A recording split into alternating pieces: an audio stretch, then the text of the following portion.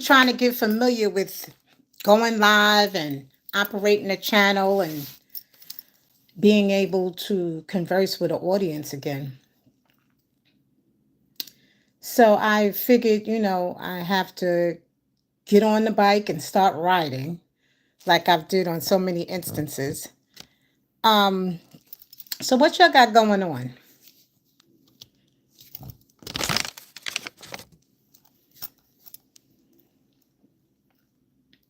Ugh, ugh.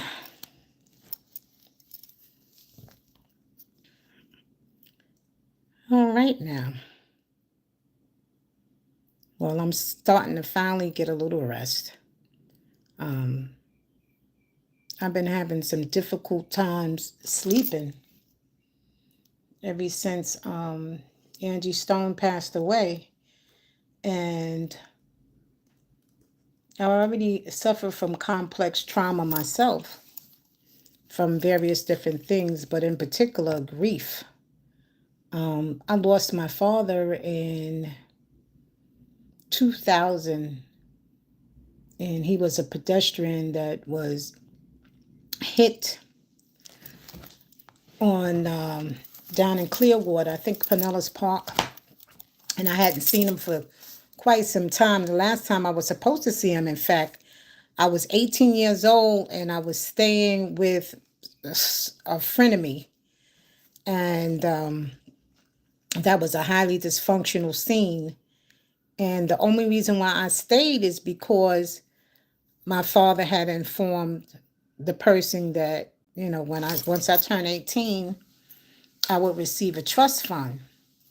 And being the fact that I'm an old school rapper, before hip hop even turned to wax, before we even had a name for it, and I would shift and go places from place to place.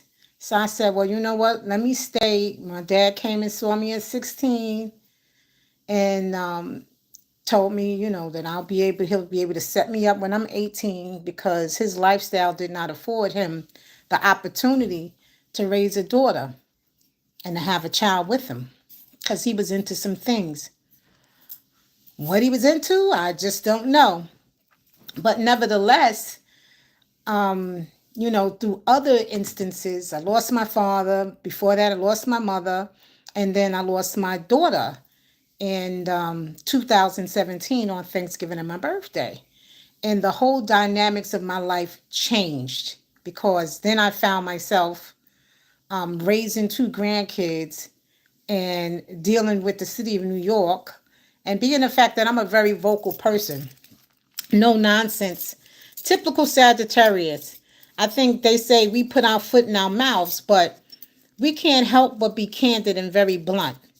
And I was that way even when I was rapping and hip hop, and being the fact that I went through a lot of different things and I didn't have adults protecting me like they should have, I had to learn how to survive. And at one point, I had gone through some severe trauma, whereas in this people's household, whatever happened in the house, you're supposed to keep it in there. One time, I had gotten assaulted and I went to school because I was so distorted and I disclosed it and I was made to feel like the bad person, which was a terrible thing. And then even what happened when I was preyed upon as a teenager in hip hop, so a lot of the things that you hear in the music industry, like with the Diddy situation, that's not new. Because if I started out in 1976 and I was a preteen, 10 and a half, 11 years old, and I need to say that people have asked me, it was requested for me to change my timeline. I didn't know what that was about at first until I saw it later because I didn't fit the narrative. I think I discussed that in one of the previous videos that I made. So I'm just asking that my audience just be a little patient with me because I'm new at this and it's time that I kind of unveil. Like I said, with Angie Stone, Angie B, and us being together in 2016, and I've had so many hiccups in the music industry. Even when um, I was supposed to meet up with my dad, and abruptly I was kicked out. Kicked out because my once friend became a friend of me. And she was jealous and she didn't like the idea that, I was getting all the attention, hip hop and all of that. And back then, some females were very promiscuous. They were teenagers and, they just was that. But I was never a damn groupie. You know, I just loved music and music was always an outlet for me. But moving forward, um, abruptly at 18, when I was supposed to meet up with my father, I was thrown out. I celebrated the night before. So that was a lesson that was learned, like never celebrate before you get the thing in the bag. And as a result, I don't know if I told you all, I grew up in the same neighborhood that everything popped off and went over commercial with Run DMC, Jam Master Jay, LL, Spider D, Russell Simmons, and all of that. But however, I was out before all of them. I was the only female, and it was really tough back in those days being a rapper and an MC and being sassy, because music was my life. We really went through neighborhood stuff, but to say that everything began and ended in the Bronx is a little much. So I'm unveiling that I've been interviewing so many different people, right? On my journey because I lost my daughter. I'm raising my grandkids. They both have special needs. My daughter passed away in front of them. There were city agencies involved. I lost my city job because I'm a no nonsense person. And how I became the no nonsense person is because of what I had to endure in the rap scene, the MCing scene. So, we didn't know anything about the Bronx. The Bronx used to come to Queens. And I've interviewed various different sources because I was so popular and I had tapes that went overseas early, but I didn't know that things was going to blow up the way they did. But as a result, I got jerked early in the game. And how I say early in the game because Spider D, he did Smurf It Up and all of that stuff. He was trying to put me on. Earlier than that, I was doing some work with these two brothers that I'm not going to mention their name because I don't want to slander them and what have you. We already in court, and I tried to, you know, get them on another level in court. But being the fact that I have a background as a paralegal, but there's so much going on, my papers was defective. So, with that being said, I was still, even though it was like a pause in me, being reeled in for not the real purpose. I know I got to kind of talk around it, but I was still rapping all over the place because it was in my neighborhood. I had no clue that everything was jumping off, but Spider, he was the dude in the neighborhood. And if you look up Spider D, Dwayne Hughes, you'll find that he's recorded, he's produced. He was dating and had children, I think, by Sparky D, who was from Brownsville. But however, he was from my neighborhood. And let me tell you, Spider was a good guy. He's the first guy that took me to Power Play Studio. And he also referred me to Russell Simmons. And I went to one of the guys that, just kept me hanging around on ice for, not no real purposes. Because that's what some of them did back then. And my demo, I wrote my first song that had choruses and hooks and stuff because before that, we freestyled, we had topics. I wrote a lot because that gave me some kind of relief. And freaking Russell freaking took my damn demo that was distorted, and I think the DJ, he purposely did that because there's no way. Because when I heard the feedback, I was like, oh my God. And trusting people, Russell said he wanted to see my lyrics and that I could come back and pick them up. And that's when Heidi was with them. That's when, before the ship even got up with Def Jam.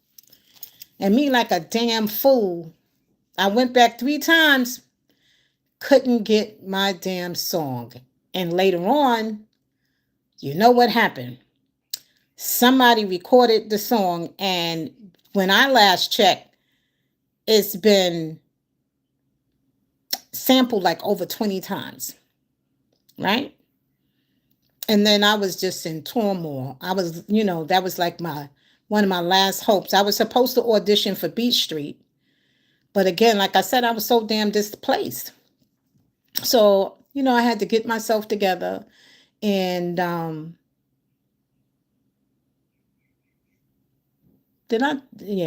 had to get myself together. So that was my first instant. But it's crazy how, you know, you go back, somebody could jerk you, and then somehow you end up back in the same damn situation. That happened some years later after I had gone to college. I had moved back in with my real mother, which was a bad move. Messed around and got pregnant. Oh, by the wrong guy. And, ultimately becoming homeless when my daughter was 6 months. Talking about my daughter that passed. And ironically, I linked up with the same cats that happened to move in St. Albans, that I had a mailing address. And I used to practice at one of the DJ's houses over there in St. Albans. And they had moved on the block. And I didn't know. And I seen one of them that was in the house and say, hey, what's going on? The manipulation. Next thing you know, I was back in the field of things. And I was living in the Bronx at that time. And because I was homeless with my daughter for like maybe 3.5 months. And like I said, I'm a survivor. And my daughter kept getting sick. And I was trying to pursue my bachelor's at NYIT and all of those different things. And trying to better myself, even though I didn't realize that I had severe trauma. Because when you're dealing with certain things, like I said, I'm a survivor and I'm an advocate. And when you go through certain things, you kind of have this tough skin. But anyway, I had to find some security for me and my daughter, and I did. And wherever I went, I took the hip hop, the rapping with me. And ironically, I used to live on Sherman Avenue, became the secretary of the Tenants Association, met a girl named Yvette and her family, which Yvette is actually, Kaz talks about this particular Yvette, who also used to rap, but she stopped because she had gotten a family and she got married or whatever. But as I say along, I've been through some ish in that music industry. And I used to say, you know what? I wish I would have been able to link up with Cheryl, which is Salt. When Salt got on, supposedly she was looking for me because I was the only female, even in high school. We attended the same high school. And we knew the same person, Cordelia. And before I even had my daughter, I ran into Cordelia the day that I graduated from college. And I couldn't think what Cheryl she was talking about because, I was like in a zone. I graduated college. My mother came, but she wasn't trying to take me out nowhere. And, it was just crazy. And even Sweet Tea, I come before all of them, but all of them crossed over. And I don't have anything against them, but in the end, nobody wanted to acknowledge me or how dominant I was and how I was a force to be reckoned with. And that's okay. It's okay. It's all right, but it ain't okay. Something like Whitney Houston would say. So, as a result, I had to survive. And when I linked up with these guys, I had my daughter, and I was still I was convinced to get work on a project. And, leopards don't change their spots, and zebras just don't change their stripes. And I think that was the worst damn move I could have possibly made. But unfortunately, when you don't have the proper guidance, in being raised, or you don't have the proper guidance in the music industry, it's like crabs in a barrel.